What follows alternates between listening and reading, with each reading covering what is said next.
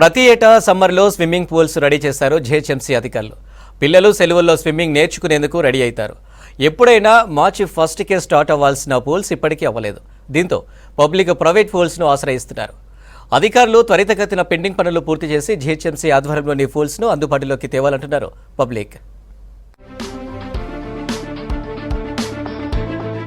సిటీలో ప్రతి ఎండాకాలం సెలవుల్లో పిల్లల కోసం సమ్మర్ క్యాంప్ ను అందుబాటులోకి తెస్తోంది జిహెచ్ఎంసీ. అందులో భాగంగా చిన్న పిల్లలు, పెద్దవారు సైతం ఈతను నేర్చుకునేందుకు తక్కువ ధరలలో స్విమ్మింగ్ పూల్స్ ఏర్పాటు చేస్తోంది. జిహెచ్ఎంసీలోని మొత్తం 6 జోన్లు, 30 సర్కిళ్లకు గాను 14 స్విమ్మింగ్ పూల్స్ ఉన్నాయి. అయితే అందులో ఇప్పుడు కేవలం 1 మాత్రమే అందుబాటులో ఉంది. చార్మినార్ జోన్ లోని ఫలక్నుమా సర్కిల్లో స్విమ్మింగ్ పూల్ యూజ్ చేసేందుకు అనువుగా ఉంది. మిగతావి నిర్వహణ లోపంతో చాలా అధ్వానంగా ఉన్నాయి.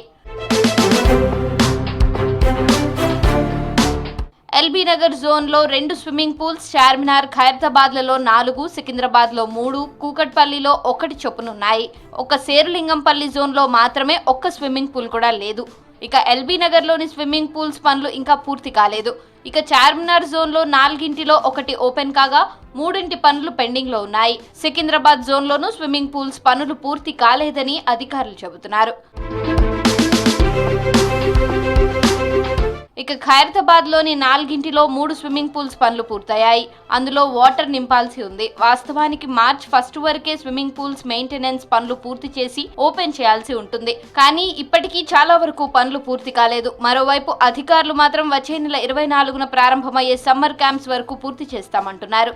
కానీ ఇప్పటికే స్విమ్మింగ్ పూల్స్ ఓపెన్ చేసి ఉంటే కొంతమేర జిహెచ్ఎంసీకి ఇన్కమ్ కూడా వచ్చే అవకాశం ఉండేదంటున్నారు పబ్లిక్.